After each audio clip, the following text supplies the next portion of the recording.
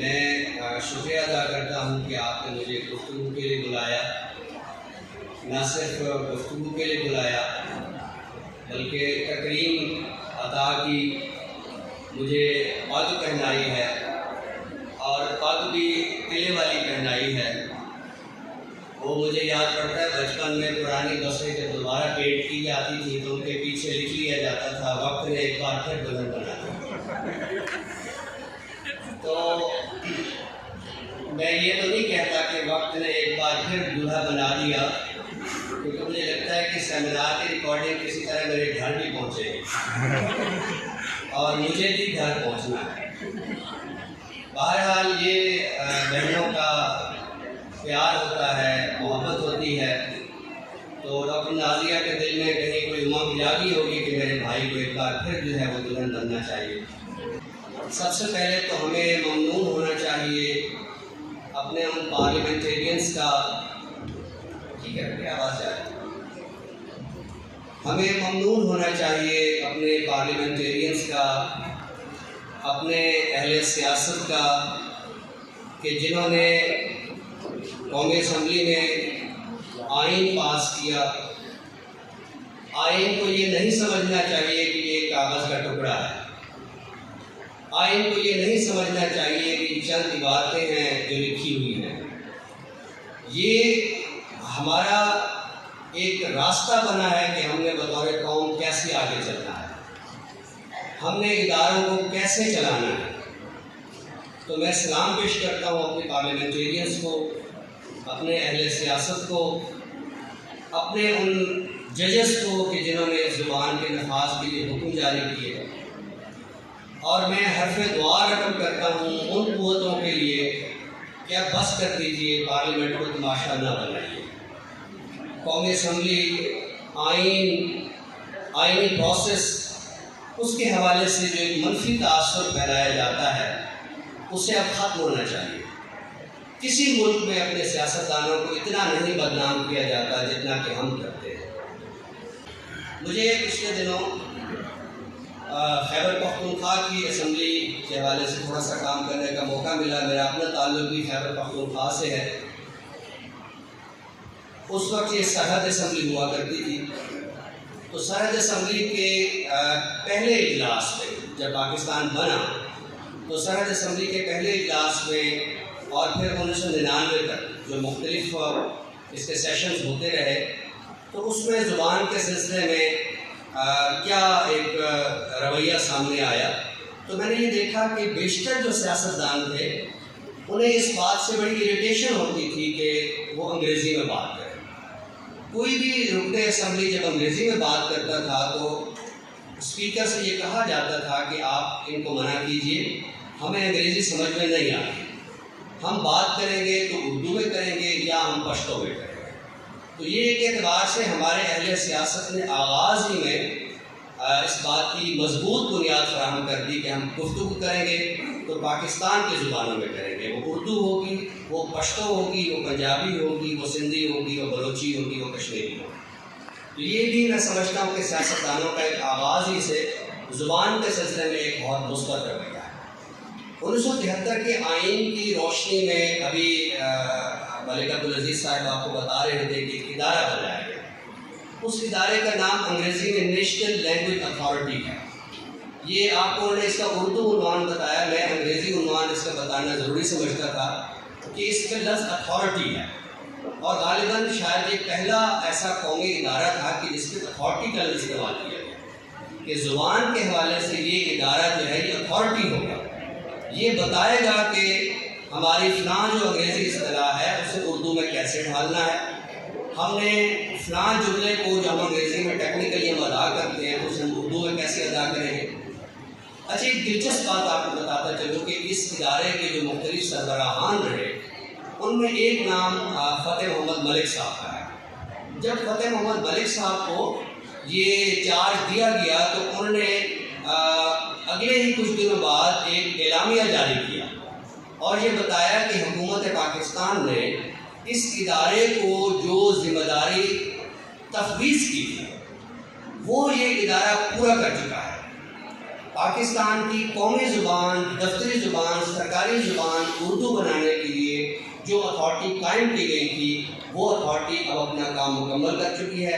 اب حکومت کو چاہیے کہ وہ ہماری تیار کردہ دستاویزات کی روشنی میں اس کو باقاعدہ طور پر دفتری سرکاری زبان بنائے، لیکن جس کی لاٹھی اس کی بھینس، اس کے بعد اس ادارے کا نام ہی بدل دیا گیا، اس میں اتھارٹی غائب کر دی گئی۔ اس کو دیکھیے، یہ جو آپ کو آج کے سیمینار کا عنوان ہے، یعنی آئین پاکستان اور علاقائی زبانوں کا تشخص، سب سے پہلے تو ہمیں تھوڑا سا اس بات کا بھی تعین کر لینا چاہیے کہ مقامیت کیا ہے اور علاقائی تشخص ہم کس کو قرار دیتے ہیں۔ ہمارے پاس مقامیت کا جو معیار ہے وہ کیا ہے، ہم کس چیز کو مقامی کہتے ہیں؟ یعنی آپ دیکھیے کہ آپ کے اس ملک کی جو سیاسی پارٹی ہیں ان میں ایک پارٹی جو ہے وہ مہاجر قومی موومنٹ ہے۔ آپ اندازہ کیجئے کہ 3 نسلیں انہیں پاکستان میں آباد ہوتے ہو گئی ہیں، ابھی تک ان کا احساس ہجرت جو ہے وہ ختم نہیں ہو رہا۔ تو یہ جو مہاجر کا لفظ ہے، یعنی بھئی اب آپ مقامی ہو گئے ہیں، اب آپ پاکستانی ہو گئے ہیں، آپ کے دادا نے یہاں جنم لیا، آپ کے والد صاحب نے یہاں جنم لیا، آپ نے یہاں جنم لیا، تو اب یہ جو ہجرت کا احساس ہے یہ ختم ہو جانا چاہیے، اور یہ مقامیت کا ہے۔ اب یہ جو مقامیت ہے، آپ دیکھیے کہ بہت ساری چیزیں ایسی ہیں جنہیں ہم مقامی سمجھتے ہیں، لیکن وہ اس طرح مقامی نہیں ہے۔ آپ دیکھیے آپ کے چاروں طرف آپ کے صوبوں کے نام لکھے ہوئے ہیں، تو پنجاب یہ آپ کا لفظ نہیں ہے، بلوچستان یہ آپ کا لفظ نہیں ہے، سندھ آپ کا لفظ ہے، کشمیر آپ کا لفظ نہیں ہے، پختونخوا آپ کا لفظ نہیں ہے، لیکن یہ لفظ اب ہمارے ہو چکے ہیں، یہ لفظ اب ہمارے بن چکے ہیں، اور یہ صرف زبان کی سطح پہ مقامیت کا احساس نہیں ہے۔ آپ اپنے پھلوں کے نام دیکھیے، آپ اپنی سبزیوں کے نام دیکھیے، آپ اپنے لباس دیکھیے، بہت ساری چیزیں ایسی ہیں جو ہم نے باہر سے لی ہیں۔ مثلاً ملک عبدالعزیز صاحب سرگودا سے ہیں، یہ ناز کرتے ہیں کہ کنو جو ہے وہ ہمارا مقامی پھل ہے، تو کنو آپ کا مقامی پھل نہیں ہے، یہ آپ نے باہر سے برآمد کیا ہے۔ 50 سال نے بتایا کہ خیبر پختونخوا سے ہے، اور چونکہ ہم افغانستان کے ذرا قریب ہیں تو یہ جو شلوار ہے افغانوں نے یہاں یہ لے آئی تھی، یہاں متعارف کرائی تھی، تو ہم نے اپنے بزرگوں کو دیکھا ہے، اپنے نانا دادا کو دھوتی سے شلوار بدلتے ہوئے، اور اس وقت جو بڑے اپنے آپ کو شاعری محسوس کرتے تھے کہ آگے ہم نے کیا لباس پہنا ہے۔ تو مقامیت کا یہ جو تصور ہے، آپ کو اس پر بھی تھوڑی سی توجہ کرنی چاہیے کہ جو چیزیں آپ کے ادھر رچ بس گئی ہیں تو آپ انہیں بطور مقامی لفظ کے، مقامی لباس کے، مقامی پھل کے آپ انہیں قبول کر لیں۔ ایک واقعہ میں بہت اکثر مجلسوں میں سنایا کرتا ہوں کہ میری دادی جو ہے وہ بہت سارے سرائکی میں ایسے لفظ بولتی تھی جو میں سمجھتا تھا کہ یہ تو خالصتاً دیہات کے لفظ ہے۔ یہ مثلا یہ جو لباس پر یہ جو ہے اس کو آپ انگریزی میں بٹن کہتے ہیں، اور یہی لفظ جو ہے عام طور پر مستعمل ہے۔ تو میری دادی جو ہے وہ تکمہ ایک لفظ استعمال کرتی تھی، تو میں سوچتا تھا کہ یہ میری دادی چونکہ ایک یعنی ان پڑھ خاتون ہے، اور ہم چونکہ اسکولوں کالجوں میں پڑھ گئے، ہم پڑھے لکھے ہیں، بڑے باشعور ہیں، تو یہ دادی پتہ نہیں کس طرح کا لفظ بولتی ہے، تکمہ۔ تو جب تھوڑا سا بڑا ہوا اور شاعری سے دلچسپی ہوئی تو پتہ چلا کہ تکمہ جو ہے یہ سرائکی کا نہیں، یہ تو فارسی کا لفظ ہے۔ اور خواجہ حیدر علی آتش کی جو معروف غزل ہے دلہن کی تجھے ڈھونڈ کے روبرو کرتے، تو اس میں ایک مصرع آتا ہے کہ ستارہ سحری تکمہ ایک گلو کرتے، تو تکمہ ایک گلو، یہ جو آپ کے گلے کا بٹن ہے اس کو تکمہ ایک گلو کہتے ہیں۔ تو یہ تکمے کا لفظ۔ اچھا، ایک اور مثال میں اکثر دیا کرتا ہوں کہ جب آپ مکان بناتے ہیں، دیوار بناتے ہیں، تو آپ کہتے ہیں میں دیوار تعمیر کر رہا ہوں، میں مکان تعمیر کر رہا ہوں۔ تو بات یہ ہے کہ تعمیر کا لفظ جو ہے یہ تو عربی لفظ ہے، آپ کا اپنا مقامی لفظ کون سا ہے؟ تو یہ بھی ہم نے اپنے کیا کہتے ہیں ان پڑھ دادا سے سنا، ٹھیک ہے، سوری میں دادا کو ان پڑھ کہا ہے، جو جس سینس میں کہہ رہا ہوں آپ کو سمجھنا چاہیے، تو اپنے ان پڑھ دادا سے سنا تھا اسارنا مکان ہوں، یا میں اشفاق احمد کی اردو کے خوابیدہ الفاظ پڑھتا ہوں تو پتہ چلتا ہے کہ اسارنا جو ہے یہ سرائکی کا لفظ نہیں ہے، یہ اردو کا لفظ ہے۔ تو بہت سارے ہمارے ایسے الفاظ ہیں جو اردو کے تھے، اب وہ پنجابی میں بولے جاتے، داخل نہیں ہوئے، پنجابی میں بولے جاتے ہیں۔ اس کا مطلب ہے کہ اہل پنجاب میں زبان کی حفاظت کا جو ایک تاثر ہے وہ گہرا ہے، اردو والے اپنے ان لفظوں کی حفاظت جو ہے وہ نہیں کر سکے۔ تو آپ یہ نہ سمجھیے کہ اردو اور پنجابی جو ہے یہ کوئی دو الگ الگ زبانیں ہیں، ٹھیک ہے۔ جب بھی ماں بولی کی بات آتی ہے تو سندھی کہتا ہے کہ میری ماں بولی سندھی ہے، پنجابی کہتا ہے کہ میری ماں بولی پنجابی ہے، تو تو اس وقت اردو کو کوئی نہیں پوچھ رہا ہوتا. چلیے میں آپ کو گولکنڈہ کے ایک شاعر قلی قطب شاہ کا شعر سناتا ہوں. قلی قطب شاہ جو کہ اردو کے پہلے صاحب دیوان شاعر کہلاتے ہیں، میں ان کا ایک آپ کو شعر سناتا ہوں. وہ کہتے ہیں پیا باج پیالہ پیا جائے نا، پیا باج پیالہ پیا جائے نا، پیا باج یک پل جیا جائے نا. مجھے یہ بتائیے کہ گولکنڈہ کے اس شاعر کے اس شعر میں کون سا ایسا لفظ ہے جو آج آپ پنجابی میں نہیں بولتے ہیں؟ لفظ بولتے ہیں نا. اب آپ نہ یا نہیں بولتے، نہ نہیں بولتے، نہ پنجابی بولتے ہیں. تو یہ وہ سارے الفاظ ہیں جو اردو میں کیا کہتے ہیں موجود تھے، لیکن وقت کے ساتھ ساتھ جو ہے ان کا استعمال جو ہوتا ہو گیا. اچھا، میر و سودا کے زمانے میں ہمارے خیبر پختونخوا میں ایک شاعر تھے قاسم علی خان آفریدی. تو قاسم علی خان آفریدی کا جب میں دیوان دیکھتا ہوں تو بہت سارے لفظ مجھے ایسے ملتے ہیں جو پشتوں میں بولے جاتے ہیں. مثلاً ان کا ایک شعر ہے کہ زطرف غیر غمازی تو اس کے کان تک شاید کوئی ریبار جا پہنچا بنا پوچھے خبر ہم سے. اب ریبار جو ہے یہ پشتوں میں قاصد کو کہتے ہیں. تو یعنی اس اردو کے اندر پشتوں کے الفاظ بھی تھے، اس اردو کے اندر پنجابی کے الفاظ بھی تھے، اس اردو کے اندر سندھی کے الفاظ بھی تھے.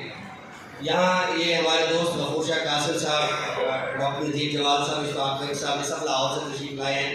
یہ جانتے ہیں کہ وہاں پنجاب یونیورسٹی میں ایک PhD کا کام ہوا ہے، پنجابی اور دکنی کا تقابل. پنجابی اور دکنی کا تقابل.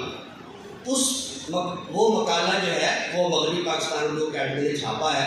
آپ اس مقالے کو پڑھیے، آپ کو بڑی حیران کن آپ کے سامنے نتائج سامنے آئیں گے کہ جو زبان دکن میں بولی جا رہی تھی وہ آج آپ کے ٹانگے والے میں بولی جا رہی ہے. دیکھیں نا، جب یہاں انگریز آئے تو انہوں نے آخر اسی زبان کو کیوں کہا کہ یہ ہماری سرکاری زبان ہوگی؟ انہوں نے محسوس کیا کہ پشاور کے درہ خیبر سے لے کر تو دکن تک اگر کوئی ایک زبان جہاں مشترک ہے، یہ جو آپ کو تاثر دیا جاتا ہے کہ جب یہاں مسلمان آئے تو اردو زبان بنی، یہ بات یہ بالکل لسانی لحاظ سے درست نہیں ہے. وہ جب آئے تھے تو انہوں نے عربی فارسی الفاظ ضرور اس کے اندر شامل کیے، جس کی وجہ سے اردو اور پنجابی کے درمیان، اردو اور سندھی کے درمیان، اردو اور پشتو کے درمیان ایک قدر مغایرت پیدا ہوئی.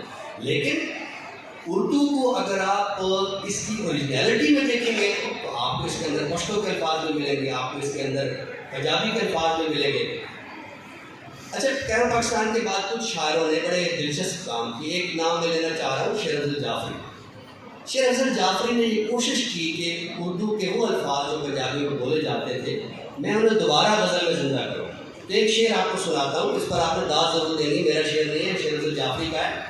وہ کہتے ہیں کہ غزل کے ورد سے اور ماہیے کے چلے سے، غزل کے ورد سے اور ماہیے کے چلے سے کیا ہے کیکروں کو جھنگ میں سرو میں. آپ دیکھیے کہ مقامی ثقافت کے اظہار کا کتنا خوبصورت سلیقہ ہے. اچھا، پنجابی کی ایک جو داستان ہے ہیر وارث شاہ، ٹھیک ہے، ہیر رانجھا جو ہے، تو ایک جگہ ایک بحث چل پڑی کہ یہ جو ہیر کی بہر ہے، یہ بہر کیا اردو میں بھی بنتی جا سکتی ہے؟ تو صوفی تبسم نے یہ چیلنج قبول کیا اور کہا کہ میں یہ جو ہیر کی بہر ہے اس کو میں اردو غزل میں برتوں گا. تو میں آپ کو دو شعر سناتا ہوں.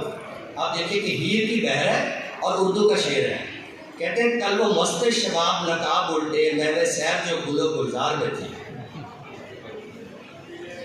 کل وہ مست شباب نقاب الٹے محو سیر جو گل و گلزار میں تھی. ایک چمن گویا سینے چمن میں تھا، ایک بہار گویا نہ بہار میں تھی.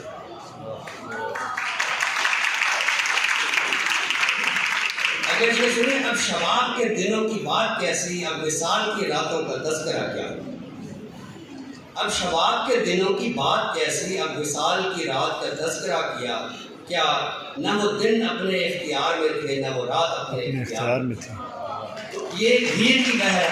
اچھا، اب تذکرہ چلا یہ ہیر کا، تو ہمارے ایک اور شاعر ہیں صابر ظفر کراچی سے، انہوں نے ہیر کا قصہ غزل کے پیرائے میں لکھا ہے. پورا قصہ غزل کے پیرائے میں لکھا ہے. میں اس سے بھی دو آپ کو شعر سنانا چاہتا ہوں. اور اس کے اندر بڑی دلچسپ بات ہے کہ بہر بھی وہی ہیر والی ہے، اور اس کے اندر جو ہماری غزل کی روایت ہے کہ انٹیریئر رائمنگز جو ہوتی ہیں، اندرونی قوافی جو ہوتے ہیں وہ بھی انہیں پڑھتے ہیں. تو کہتے ہیں ہیر کہتی ہے ڈھونڈ کے لاؤ اس کو، تم جہاں کہیں ڈھونڈتا پاؤ اس کو. سکھیاں جاتی ہیں کہتی ہیں راکھوے سے، کھٹی میٹھی ہے ہیر پشمینے اندر. رانجھا کہتا ہے ملا سے چٹھی لکھ دے، میری کیفیت دیکھ کے ساری لکھ دے. سونی کر گئی تو میرے دل کی بستی، اور جا بسی گاؤں بیگانے اندر. یعنی یہ وہ ہیر کی جو بحر ہے. اچھا ایک اور میں یہاں آخری شاعر کا ذکر کرتے اپنی گفتگو ختم کرنا چاہوں گا. ذکر جو ہے وہ کیا کہتے ہیں سندھی کا بھی آیا ہے، پنجابی کا بھی آیا ہے، پشتو کا بھی آیا ہے. تو ایک زبان رہ جاتی ہے بلوچی. بلوچستان کے ایک شاعر ہیں عطا شاد. عطا شاد نے کچھ غزلیں ایسی کہی ہیں کہ انہوں نے غزل کے اندر جو بلوچی لفظ اردو سے غائب ہو گئے تھے ان کو دوبارہ ذکر کیا. تو بلوچی کا ایک لفظ ہوتا ہے واجہ.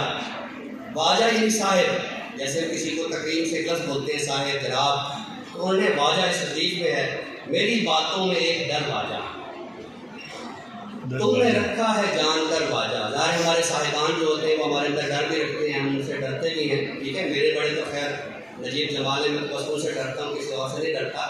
کیسے دے دوں اسے اجازت میں، رہن رکھے وہ میرا گھر واجہ. تو اچھا ایک میں ان کی دو اشعار ایک اور غزل کو سنانا چاہوں گا. اس میں نے بلوچی بحر کرتی ہے. اور آپ کو بھی پتہ ہے، مجھے نہیں پتا کتنے بچے جو ہے وہ بلوچستان جا چکے ہیں. ظاہر جو بلوچستان ہے اس میں جو پہاڑی سفر ہے، آپ جانتے ہیں کہ جب پہاڑ میں ہم گاڑی چلا رہے ہوتے ہیں تو ایسے ایسے گاڑی ہماری جا رہی ہوتی ہے اور کسی جگہ اچانک جا کر ہماری گاڑی رک جاتی ہے. تو یہ جب میں غزل پڑھتا ہوں تو مجھے اکثر ایسے یاد آتا ہے جیسے میں کو بلوچستان کا سفر کر رہا ہوں. یعنی اس کی بحر ایسی ہے. وہ کہتے ہیں جنم جنم کی پیاس بجھائے ایک سلگتی آس دلے سیلاب طلب بولان ہو. جیسے بحر جب وہ ایک دم رک جاتی ہے، جیسے پہاڑی رستے میں گاڑی ایک دم موڑ کاٹ کے رکتی ہے.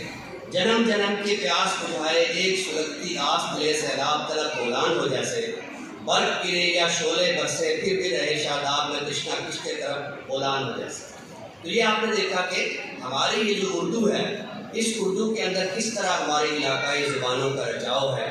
اردو کو کبھی بھی اپنی مقامی زبانوں کے ساتھ ایک تصادم کا جو ایک رنگ ہمارے یہاں پیدا کیا جاتا ہے وہ رنگ نہ پیدا کیا کیجیے. میں اپنی گفتگو ایک واقعے میں ختم کرنا چاہوں گا.